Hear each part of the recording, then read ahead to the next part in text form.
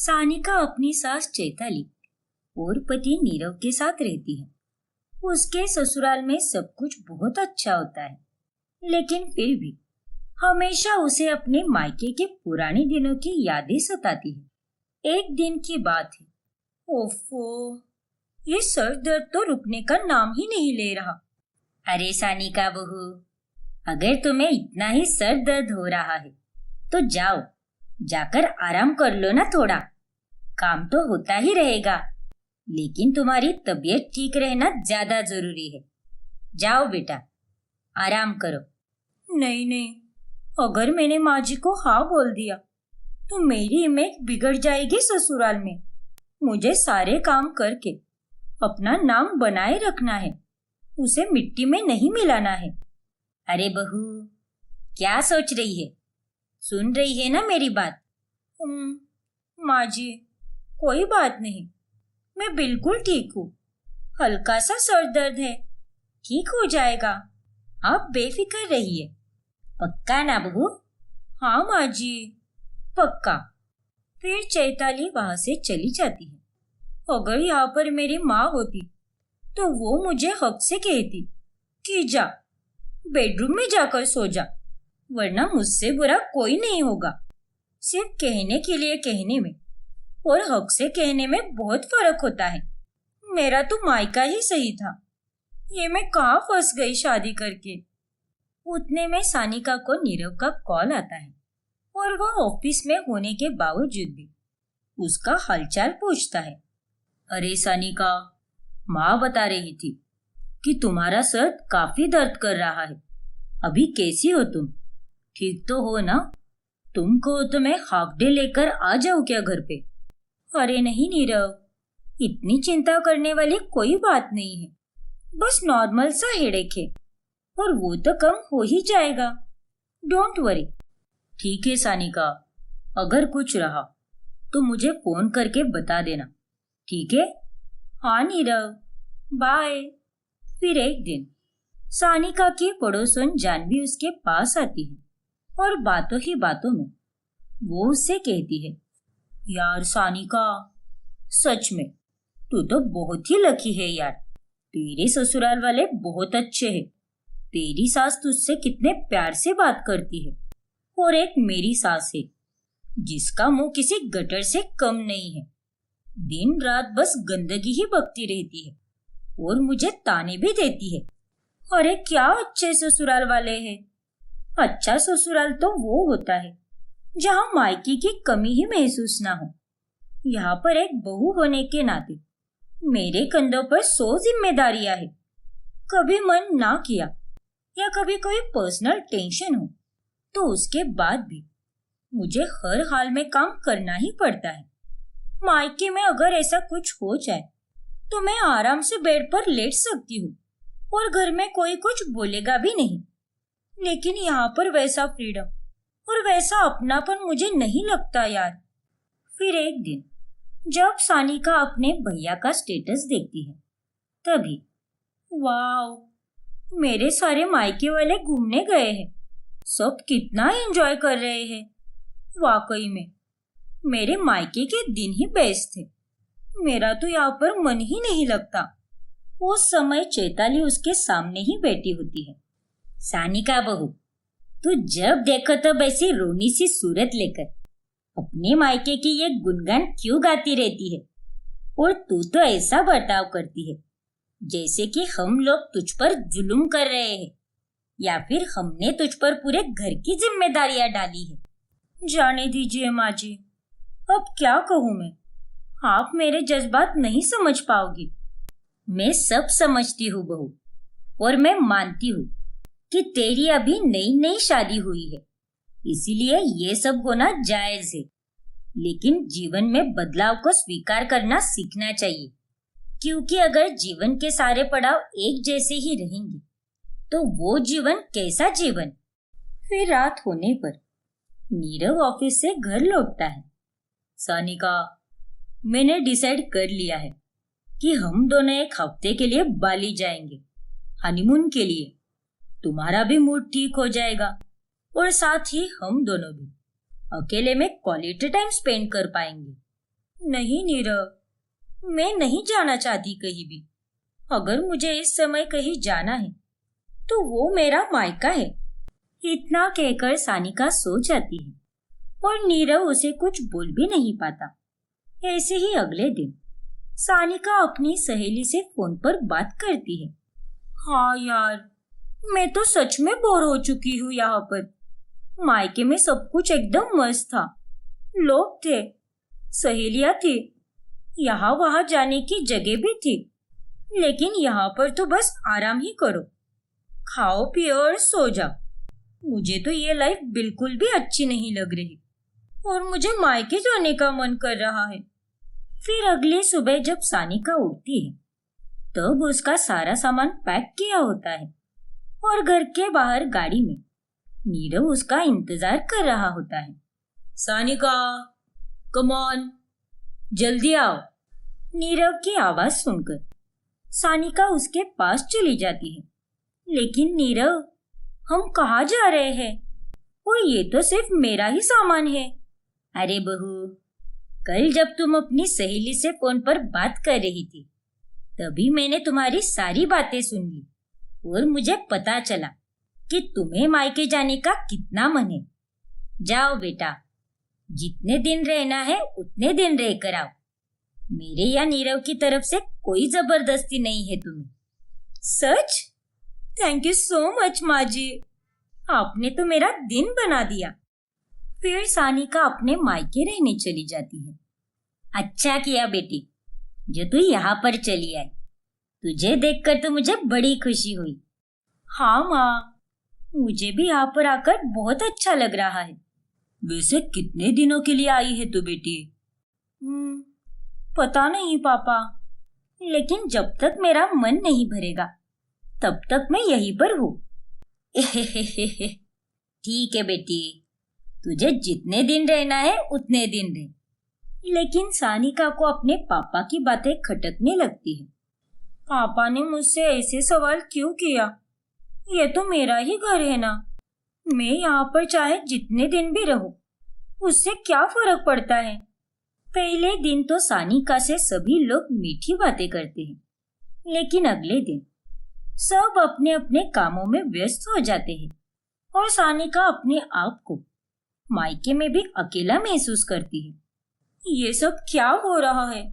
माँ मंदिर गई है, भाभी घर के कामों में लगी हुई है, भैया ऑफिस में गए हैं और पापा तो अपने दोस्तों के पास चले गए। मेरे मायके में इतना सूनापन कब से आ गया? यहाँ तो मेरे ससुराल से भी ज्यादा उदासी है। सानिका को अपने मायके के नए रूम में इतनी अच्छे से नींद नहीं आती, इसीलिए वो अपनी माँ कमला से कहती है, माँ, मुझे उस नए कमरे में बिल्कुल भी नींद नहीं आ रही। रात में काफी दिक्कत होती है वहाँ। मुझे तो अपना पुराना रूम ही चाहिए जिसमें अब भैया और भाभी रहते हैं। उनसे कह दो माँ कि मेरे लिए वो कमरा खाली कर दे। अरे सानिका बिटिया, तू क्या जरा बौरा गई है क्या? और मैं उन्हें ऐसे कैसे बोल सकती हूँ कि तेरे लिए वो कमरा खाली कर दे? देख बेटी, पहले वो तेरा कमरा था, लेकिन अब तेरे जाने के बाद वो कमरा उनका हो चुका है। अब उस कमरे पर तेरा कोई हक नहीं है। क्या?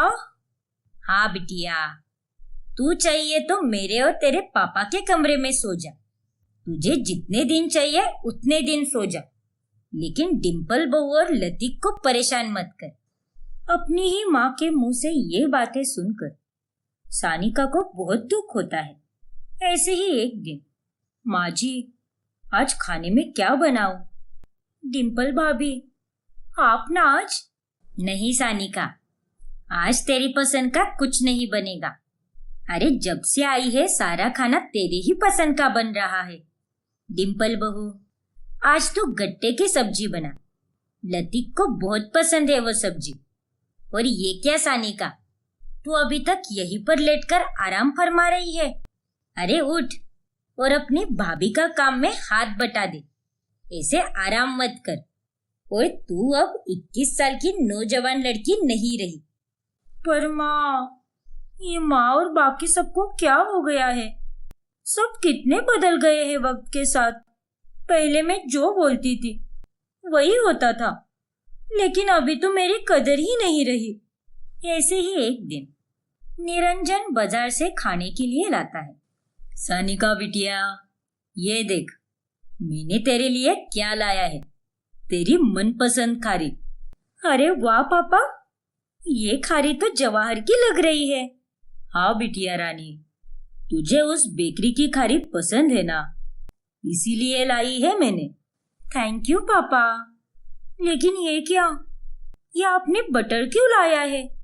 मुझे तो बटर बिल्कुल भी पसंद नहीं है, और आपको ये बात बखूबी पता है ना पापा।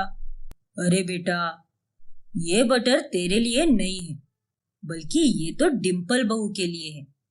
उसे ये बटर बहुत पसंद है, इसीलिए उसके लिए लाया है मैंने। अब तेरे साथ साथ हमारी बहू भी तो हमारी बेटी ही है ना। ये लोग तो फिर शुरू हो गए। मेरा प्यार, मेरा दर्जा अब डिम्पल भाभी को मिलते जा रहा है। इन्हीं बातों को सोच सोच कर सानिका एक दिन अपने कमरे में उदास बैठी होती है। तभी कमला उसके पास आकर कहती है, सानिका बिटिया, क्या हुआ है तुझे? आखिर तेरा मुंह इतना उतरा हुआ क्यों है? आप तो मुझसे कोई बात मत करो माँ, ये सब आप लोगों के कारण ही हुआ है। क्या? लेकिन हमने तेरे साथ ऐसा क्या किया है बेटी? सब कुछ बदल चुका है माँ। आप लोग मुझे पहले जैसा प्यार नहीं करते। अरे आपने तो मुझे मेरा कमरा भी नहीं लौटाया, और आप और पापा दोनों भी बस भाभी की ही तरफदारी करते रहते हो। सारा मेरा प्यार भाभी को देते हो। भैया भी मेरे लिए वक्त नहीं निकालते। मुझे मेरे ही घर में काम करवाते हो आप लोग। नहीं बिटिया, तू जो कुछ भी सोच रही है वो सब गलत है। देख बेटी, अगर तेरे ससुराल में तेरी ननद आ जाए और वो तुझे अपना कमरा खाली करने के लिए बोले तो तुझे कैसा लगेगा? बता मुझे। अरे वो भी इस घर की बहू है, और हम उसे बहू नहीं बल्कि अपनी बेटी ही मानते हैं, और हम अपनी बेटी के साथ ऐसा बर्ताव नहीं करते हैं। अगर तेरे ससुराल वाले तेरे साथ ऐसा बर्ताव करे तो तुझे कैसा लगेगा? ये बातें सुनकर सानिका सोच में पड़ जाती है। देख बेटी, तू और डिम्पल हमारे लिए एक बराबर है, और तेरे ससुराल वाले तेरे से लाड़ प्यार नहीं करते क्या? अरे तेरा पति तो कितना अच्छा है, और तेरी सास भी। अरे वो तो मुझे हर रोज फोन करके पूछती है कि कैसी है हमारी बेटी। मन तो लग रहा है ना उसका वहां पर। और एक तू है निर्लज्ज। अरे तूने तो यहाँ पर आने के बाद एक बार तो अपनी सास को फोन किया है क्या? नहीं माँ। अरे उन लोगों ने तो तुझे अपना बना ही लिया है, लेकिन तेरी जान तो अभी तक अपने मायके में ही अटकी हुई है। ऐसा नहीं होता बेटी। तू जिंदगी में जहां भी जाएगी बदलाव तो होता ही रहेगा। कभी कोई चीज एक बराबर नहीं रहेगी, हालात बदलते ही रहेंगे, और यही जीवन का सत्य है। अब जब हमारे पोता पोती होंगे तो हम उनसे ज्यादा प्यार करेंगे। समय के साथ साथ प्यार कम नहीं होता बेटी, वो तो बस बढ़ता जाता है, और प्यार बांटने से ही बढ़ता है। कमला की बातें सुनकर सानिका की अकल अब ठिकाने पर आ जाती है।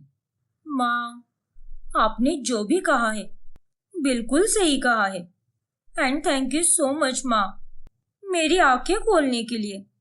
और अब मुझे अपने ससुराल जाना है। नहीं, ससुराल नहीं बल्कि अपने घर जाना है। ये हुई ना बात मेरी बेटी। सानिका भावुक होकर अपने ससुराल चली जाती है, और घर जाते ही अपनी सास चैताली के गले लगती है। अरे क्या हुआ बहू, मायके में सब ठीक तो है ना? हाँ माँ जी, सब ठीक है।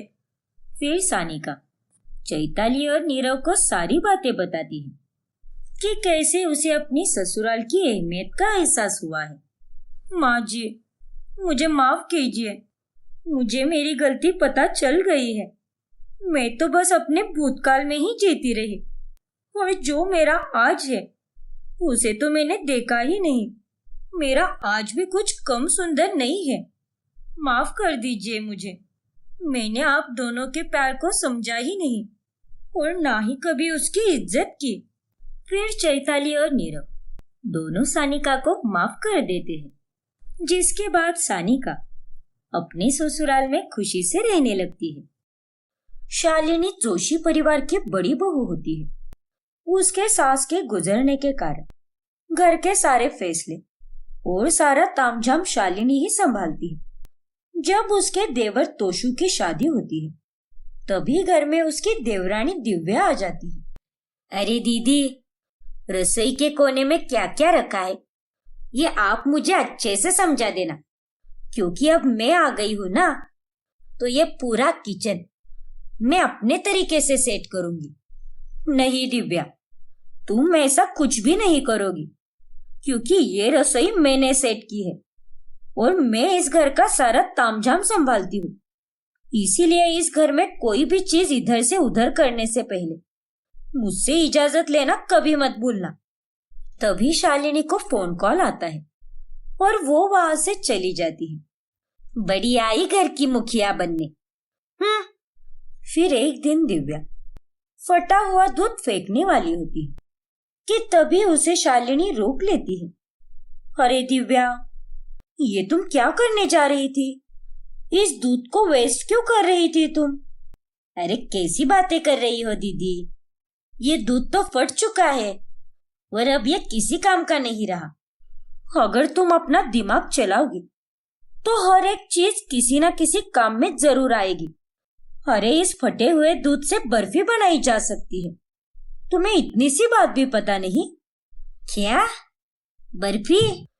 हाँ दिव्या, आइंदा से कुछ भी फेंकने से पहले मुझसे एक बार जरूर पूछ लेना। हर चीज का मैनेजमेंट करना पड़ता है मुझे, समझी तुम? अरे क्या समझी तुम?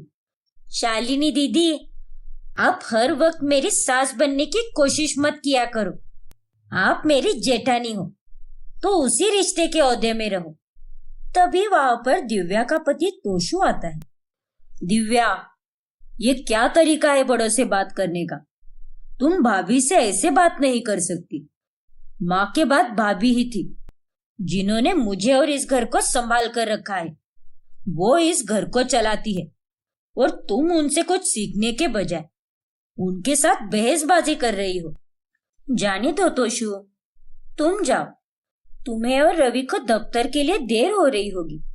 और तुम दिव्या, मैं तुमसे बस इतना ही कहूंगी कि रिश्तों की मर्यादा में रहकर बात किया करो। मैं तुम्हारी जेठानी हूँ और हमारे यहाँ पर जेठानी दूसरी सास मानी जाती है। मैं तुम्हारी दुश्मन नहीं हूँ दिव्या, बस तुम सब सीख सको, इसीलिए तुम्हें ये सब कह रही थी। इतना कहकर शालिनी वहां से चली जाती है और दिव्या गुस्से से आग बबूला हो जाती है। बहुत रौब जमा रही थी ना आप मुझ पर जेठानी जी। आपको तो मेरी सास बनने का शौक चढ़ा है। अब देखना कि कैसे मैं आपको सबकी नजरों में गिराती हूँ।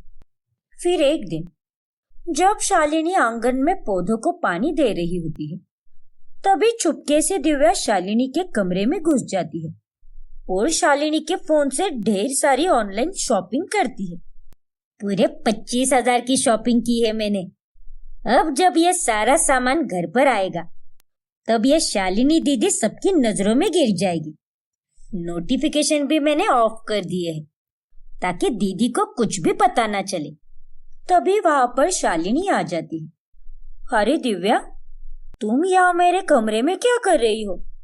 ओह नो, कहीं दीदी ने मेरी बातें तो नहीं सुनी ना? अरे मौन व्रत क्यों धारण किया है तुमने? मैं तुमसे कुछ पूछ रही हूँ दिव्या। वो मैं यहाँ आपसे ही मिलने आई थी। आपको पूछना था कि वो ड्राई फ्रूट्स के डब्बे कहाँ पर रख दिए हैं। गाजर का हलवा बनाना है ना, इसीलिए। ठीक है, तुम चलो मेरे साथ, आज मैं तुम्हें सारे डब्बे दिखा देती हूँ। ठीक है दीदी। फिर 3 दिन बाद ऑर्डर किया हुआ सारा सामान आ जाता है और 25,000 का बिल देखकर शालिनी के ससुर तो चौंक जाते हैं। ये सब क्या है? ये सारा सामान मैंने ऑर्डर नहीं किया पापा जी। तो फिर तुम्हारा इस पर नाम कैसे लिखा है बड़की बहू? पापा जी, मेरा विश्वास कीजिए, मुझे सच में नहीं पता। शालिनी, तुम्हारे फोन में साफ साफ दिख रहा है कि तुमने ही ये ऑर्डर किया है, और तुम ये कह रही हो कि तुमने कुछ भी ऑर्डर नहीं किया। अरे तुम्हें मैंने 25,000 रुपए घर खर्चे को निपटाने के लिए दिए थे, लेकिन तुमने ये क्या कर दिया? क्या दीदी, आप तो उस दिन मुझे वेस्टेज का ज्ञान दे रही थी ना, तो अब क्या हुआ? आपने तो इतना सारा वेस्ट होने वाला सामान मंगा लिया। शालिनी सब कुछ देखकर हैरान हो जाती है। सब उसे सुनाते हैं, लेकिन वो समझ जाती है कि ये करामत दिव्या ने ही की है। मैं जानती हूँ कि ये सब कुछ दिव्या ने किया है, क्योंकि परसों के दिन वो ही मेरे कमरे में आई थी और तभी मेरा फोन बेड पर ही पड़ा था। उसने मौके पे चौका मारते हुए ये कांड किया है। फिर एक दिन, दीदी मुझे पैसे दीजिए ना, मैं जाकर सारा राशन लाती हूँ। आप चाहो तो लिस्ट बनाकर भी दे सकती हो कि आपको क्या क्या चाहिए। नहीं दिव्या, माँ जी के जाने के बाद में घर का सारा राशन मैं ही लाती हूँ, इसीलिए तुम्हें ये दिक्कत लेने की कोई जरूरत नहीं है। तुम्हें कुछ चाहिए तो बता दो मुझे, बाद में मत कहना कि पूछा नहीं। नहीं तो कुछ भी नहीं चाहिए मुझे। दिव्या को शालिनी पर फिर से गुस्सा आता है। खुद को तो मानो किसी देश की प्राइम मिनिस्टर समझती है। लाने दो इसे राशन, मैं भी यहीं पर बैठी हूँ। आज तो घर में कलश होकर रहेगा। फिर शालिनी घर का सारा राशन लाती है और तभी दिव्या अपने ससुर की दवाइयों को किसी और दवाइयों से बदल देती है। और जब दिवाकर उन दवाइयों को ध्यान से देखता है, तभी बड़की बहू, तुम इतनी लापरवाह कैसे हो सकती हो? अरे तुमने तो ये गलत दवाई लाई है। ये मेरी दवाइयाँ है ही नहीं। लेकिन ऐसा कैसे हो सकता है पापा जी? मुझे अच्छी तरह से याद है, मैंने ही आपकी दवाइयाँ लाई है। फिर ये कैसे हो सकता है? आजकल तुम्हारा ध्यान कहाँ पर रहता है शालिनी? घर का कोई भी काम तुम ठीक से नहीं करती। भाभी, आप ही ऐसा करोगी तो कैसे चलेगा? अरे तोशु, कोई भी इंसान एक साथ इतने सारे काम कर ही नहीं सकता। लेकिन दीदी तो अपने ईगो को साइड में रख ही नहीं पाती। मैं तो अच्छी भली कह रही थी कि लिस्ट और पैसे मुझे दे दो, मैं लाती हूँ राशन। लेकिन नहीं, इनको तो हरदम अपनी ही मनमानी करनी है। शालिनी को इस बार भी साफ साफ समझ आता है कि दिव्या ने ही ये सब किया है। मैं अच्छी तरह से जानती हूँ कि ये सब दिव्या ने किया है, क्योंकि ये बदली हुई दवाइयाँ मैंने पहले भी दिव्या के कमरे में देखी थी। लेकिन अब बस, बहुत हो गया। अब तुम्हें अपनी जेठानी से लिया हुआ पंगा भारी पड़ेगा। मैं तुम्हें ऐसा सबक सिखाऊंगी कि तुम्हें तुम्हारी नानी याद आ जाएगी। फिर एक दोपहर को शालिनी जानबूझकर टेबल पर नोटों का बंडल रख देती है और वो सोने का नाटक करती है। तभी उसे दिव्या सोते हुए देख लेती है। अरे वाह, दीदी तो घोड़े बेचकर सो रही है। लगता है पैसे गिनते गिनते सो गई। यही सही मौका है। अब ये सारे पैसे मैं गायब करती हूँ और फिर सबको लगेगा कि घर में चोरी हुई है, और फिर सभी लोग दीदी को वापस डांटेंगे। फिर दिव्या उन पैसों को लेकर जाती है और उन्हें एक पुराने सूटकेस में रख देती है। फिर रात के समय, शालिनी, तुम्हें मैंने जो 10-10 हजार के बंडल दिए थे, वो मुझे तुम अभी दे दो। मैं वो पैसे पापा के रूम के लॉकर में संभाल कर रखूंगा। ठीक है रवि, 1 मिनट, अभी लाती हूँ। लेकर तभी आएगी ना जब वो पैसे तुम्हारे कमरे में रहेंगे। फिर शालिनी कमरे में से पैसों का बंडल लेकर आती है और वो देखकर दिव्या हैरान रह जाती है और उसके मुंह से निकल जाता है, अरे ये क्या? ये कैसे हो सकता है? ये सारे पैसे तो मैंने अपने कमरे में रख दिए थे जब दीदी सो रही थी। ओ तेरी! मैं तो मर गई। क्या? चुटकन बहू, ये तुम क्या कह रही हो? दिव्या, सारे पैसे तो यहाँ पर है, फिर तुमने अपने पास कौन से पैसे रखे हैं? नकली पैसे। क्या? हाँ, वो पैसे नकली थे। तुम्हें क्या लगा दिव्या कि तुम मेरे खिलाफ चालें चलती रहोगी और मुझे कुछ समझ में नहीं आएगा? हाँ, ये आप क्या कह रही हो दीदी? मैं कुछ समझी नहीं। ज्यादा भोली बनने की कोई जरूरत नहीं है दिव्या, क्योंकि यहाँ कोई तुम्हारी चिकनी चुपड़ी बातों में नहीं आने वाला। फिर शालिनी सबको दिव्या की असलियत बताती है कि कैसे हर वक्त दिव्या ने उसके काम बिगाड़ने की कोशिश की ताकि वो सबकी नजरों में गिर सके। हाँ पापा जी, मेरे फोन में से 25,000 का सामान भी इसी ने ऑर्डर किया था। आपकी दवाइयों को भी इसी ने बदला था और आज इसे पैसे दिखे नहीं कि इसने तुरंत उन्हें गायब कर दिया। क्या? और तुम दिव्या, तुम इतनी बेवकूफ कैसे हो सकती हो? चाल चलते चलते तुम इतनी अंधी हो गई कि तुम्हें नकली और असली पैसों में फर्क ही नहीं समझ आया। मैं तुम्हारे बारे में पहले से जानती थी, इसीलिए तुम्हारा सच सबके सामने लाने के लिए मैंने ही ये सब किया। सच बता चुटकन बहू, बड़की बहू जो भी कह रही है वही सच्चाई है क्या? अपना झूठ कबूल करो दिव्या, नहीं तो तुम्हारे कमरे में जाकर वो पुराना सूटकेस में सबको लाकर दिखाऊंगी कि कैसे तुमने उसमें पैसे भर के रखे हैं। हाँ, ये सब मेरा ही किया धरा है। मैंने ही दीदी को सबकी नजरों में गिराने के लिए ये सब गलत किया है। मैं इनके इस साथ जैसे बर्ताव से गुस्सा हो गई थी, इसीलिए। लेकिन आप लोग मुझे माफ कर दीजिए। मैं मानती हूँ कि मैंने जो भी किया है वो बहुत गलत था। अब तो तुम्हें समझ आ गया ना कि मुझसे पंगा लेने का नतीजा क्या हो सकता है। इसीलिए आइंदा से भूल कर भी मुझसे पंगा लेने की भूल मत करना। दिव्या के माफी मांगने पर सभी उसे माफ कर देते हैं और उस दिन के बाद से दिव्या अपनी जेठानी से सही ढंग से पेश आती है और उसके साथ प्यार से रहने लगती है। सुजाता के घर में उसकी नई नवेली बहू काजल होती है। एक दिन जब काजल जीन्स और टॉप पहनकर अपनी सहेलियों से मिलने जा रही होती है, तभी सुजाता काली बिल्ली की तरह उसका रास्ता काटती है और उसे कहती है, अरे ओ कल मोही कुलक्षिनी, कहाँ चली जीन्स और टॉप पहनकर?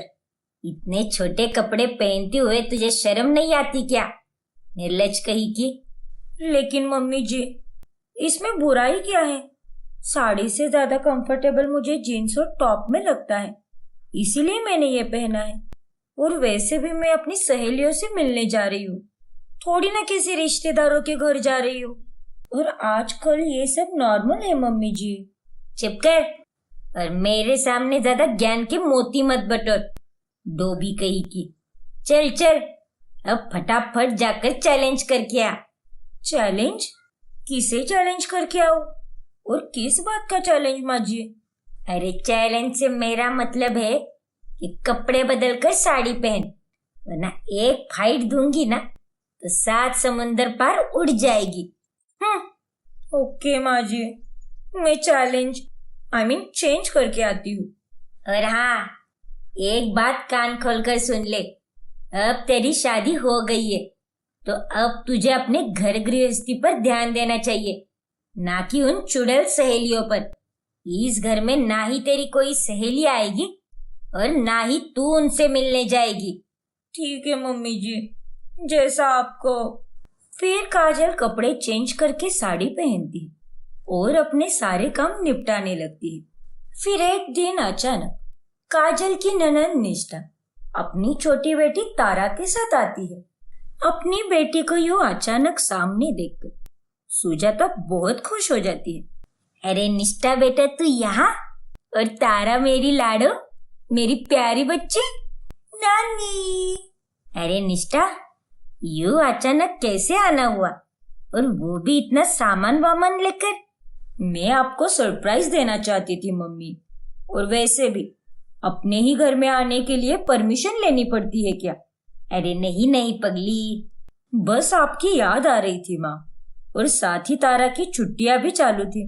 तारा की छुट्टियां मतलब मेरी भी छुट्टियां। इसी बहाने चली आई मैं। चलो अच्छी बात है। और दामाद जी और समदन जी सब ठीक है ना वहाँ? हाँ मम्मी, सब एकदम बढ़िया है। अब दरवाजे पर ही खड़ी रखोगी या घर के अंदर भी बुलाओगी? अरे तेरे आने की खुशी में मैं तो भूल ही गई। आ बेटा अंदर आ। सुन काजल, मेरी बेटी और नातिन के लिए कल लाए हुए महंगे वाले कोल्ड ड्रिंक लेकर आ। बाहर धूप बहुत है ना। भाभी, मुझे आम का पन्ना पीना है। और हाँ, साथ ही आपके हाथ के पनीर के पकौड़े हो जाए तो मजा ही आ जाएगा। और एक और बात, वो तारा को उसका मैंगो मिल्कशेक या स्ट्रॉबेरी मिल्कशेक बना कर देना। ठीक है? ठीक है निष्ठा दीदी, लेकिन पनीर तो खत्म हो चुका है, तो मैं प्याज के पकौड़े बना देती हूँ।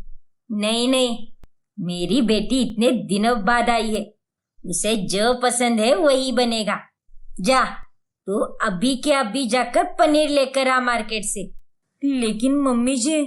मामी मामी, मुझे चॉकलेट पेस्ट्री भी लाना। वो स्टेशन के पास वाली बेकरी से लाना। वहां की पेस्ट्रीज बहुत ही फ्रेश और टेस्टी होती है। ठीक है दीदी, मैं लाती हूँ। फिर काजल घर के बाहर निकलती है। हे भगवान, ये मेरी कागड़ी ननद की छुट्टियां तो मुझ पर ही भारी पड़ रही है। बेकरी के बाहर तो बहुत लंबी लाइन रहती है। अब मुझे वहां पर इस भयंकर धूप में खड़ा रहना पड़ेगा। हाय रे, मेरी तो किस्मत ही फूटी है। निष्ठा और तारा का आना काजल के लिए सरदर्द बनने लगता है। काजल दिन रात बस रसोई में अपनी ननद के लिए पंच पकवान बनाती रहती है और पूरे घर का काम भी करती है। और दिन खत्म होने तक उसकी टाई टाई फिश हो जाती है। एक दिन तारा अपने खिलौनों के साथ खेल रही होती है, तब वो पूरे फर्श पर खिलौनों को फैला देती है। तभी वहां पर काजल आती है। तारा बेटा, आपने पूरे घर में खिलौनों को फैला कर रखा है, ऐसे नहीं खेलते बेटा। चलो जल्दी से सारे खिलौनों को इकट्ठा करो और सब कुछ साफ करो। काजल, तुम में कोई अक्ल वक्ल है या नहीं? अरे वो छोटी बच्ची है और तुम उससे सफाई करने को कह रही हो। वो घर गंदा नहीं करेगी तो कौन करेगा? हाँ निष्ठा दीदी, मैं जानती हूँ, लेकिन अगर तारा गंदगी करेगी तो सफाई भी उसे ही करनी पड़ेगी ना। मैं थोड़ी उसे झाड़ू पोछा करने के लिए कह रही हूँ, मैं तो उसे बस खिलौना इकट्ठे करने के लिए कह रही हूँ। अरे इतनी देर मुझसे जबान लड़ाने की जगह तुम ये सारे खिलौने उठा भी लेती। लेकिन निष्ठा दीदी, तारा को भी साफ सफाई के बारे में पता चलना चाहिए। वो तो बस घर में गंदगी ही करती रहती है। अगर हम तारा को इस उम्र में नहीं सिखाएंगे तो वो आगे भी नहीं सीख पाएगी। बच्चों को इसी उम्र में अच्छी आदतें लगा देनी चाहिए। वो मेरी बेटी है, तुम्हें उसकी चिंता करने की कोई जरूरत नहीं है। और इस तरह निष्ठा गुस्सा होकर वहां से चली जाती है। फिर एक दिन निष्ठा जीन्स और टॉप पहनकर बाहर जा रही होती है। अरे दीदी, ये इतना छोटा कुर्ता और पायजामा पहनकर आप कहाँ जा रही हो? आपको मम्मी जी का कोई खौफ है या नहीं? तुम अंधी हो गई हो क्या? ये कैसी बातें कर रही हो? ये कोई कुर्ते का सेट नहीं है, ये तो जीन्स और टॉप पहना है। अरे नहीं नहीं दीदी, अगर आप जीन्स और टॉप पहनती तो आपको मम्मी जी तो बोलती है ना। ये मैंने बहुत नॉर्मल से कपड़े पहने हैं और मम्मी को मेरे पहनावे से कोई दिक्कत नहीं होगी। ओ हीरोइन, तू मेरी बेटी को मत समझा। वो चाहे कुछ भी पहने, ये उसका घर है, समझी तू? जा निष्ठा बेटा, अपनी सहेलियों से मिलने जा रही थी ना तू? वाह मम्मी जी वाह, बेटी छोटे कपड़े पहनकर सहेलियों से मिलने जाए तो बहुत अच्छी, और वही बहू ये करे तो वो बहुत बुरी। सच में मम्मी जी, क्या दल बदलू हो आप। यही के यही कितना भेदभाव करती हो। तू ज्यादा जबान मत चला और मुझे ज्ञान देने की कोई जरूरत नहीं है, समझी?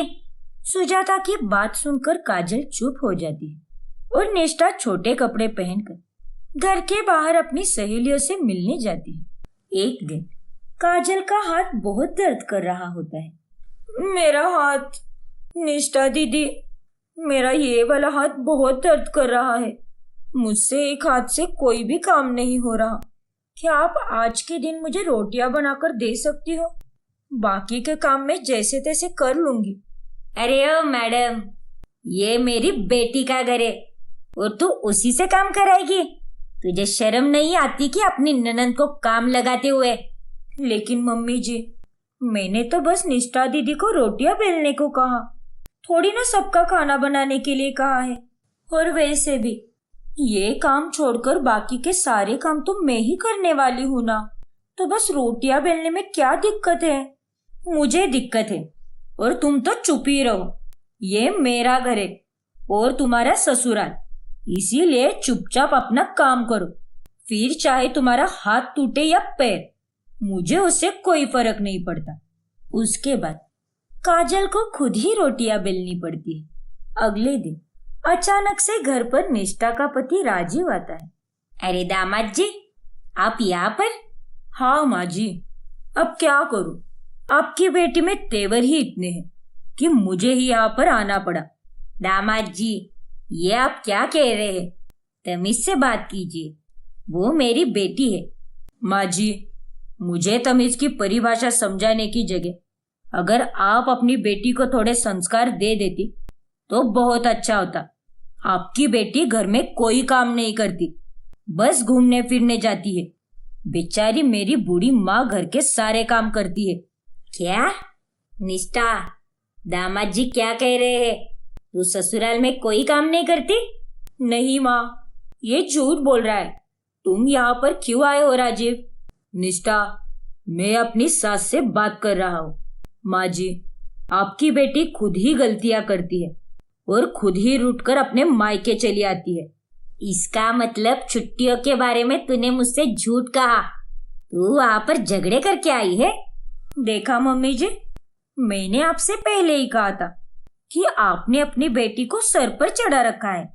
आपने तो अपनी बहू को कंट्रोल में रखा और अपनी बेटी को उड़ने दिया। पाबंदियां लगनी चाहिए, लेकिन इतनी भी नहीं, और ना ही इतनी आजादी भी देनी चाहिए कि सामने वाला उस आजादी का फायदा उठाए। काजल ने बिल्कुल सही कहा। लाड़ प्यार एक तरफ होता है और अनुशासन एक तरफ। हर चीज की एक लिमिट होती है, कोई सहकर कितना सहेगा। राजीव की बातें सुनकर सुजाता को अपनी और अपनी बेटी की सारी गलतियां समझ में आती हैं और वो काफी शर्मिंदा होती है।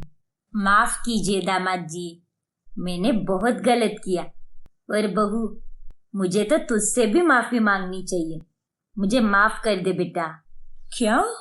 हाँ बहू, मैंने तुझ में और निष्ठा में बहुत भेदभाव किया है। मैंने उसे बहुत छूट दे दी और तुझे बहुत कंट्रोल में रखा। और तू, अगर आज के बाद दामाद जी से कोई शिकायत आई तो तेरी खैर नहीं। तुझे फिर से इस घर में जगह ही नहीं मिलेगी। लेकिन मम्मी।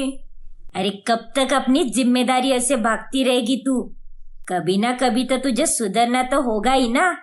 कल तो तेरी बेटी भी बड़ी हो जाएगी और वो तुझे देखकर तेरी तरह ही बनेगी। हाँ मम्मी, आपने बिल्कुल सही कहा। एंड आई एम सॉरी, मुझे माफ कर दीजिए। सॉरी राजीव, मैंने तुम्हारे साथ बहुत गलत किया। और इस तरह अंत में निष्ठा और तारा राजीव के साथ जाने के लिए निकलते हैं। बाय बाय निष्ठा दीदी, फिर मिलेंगे।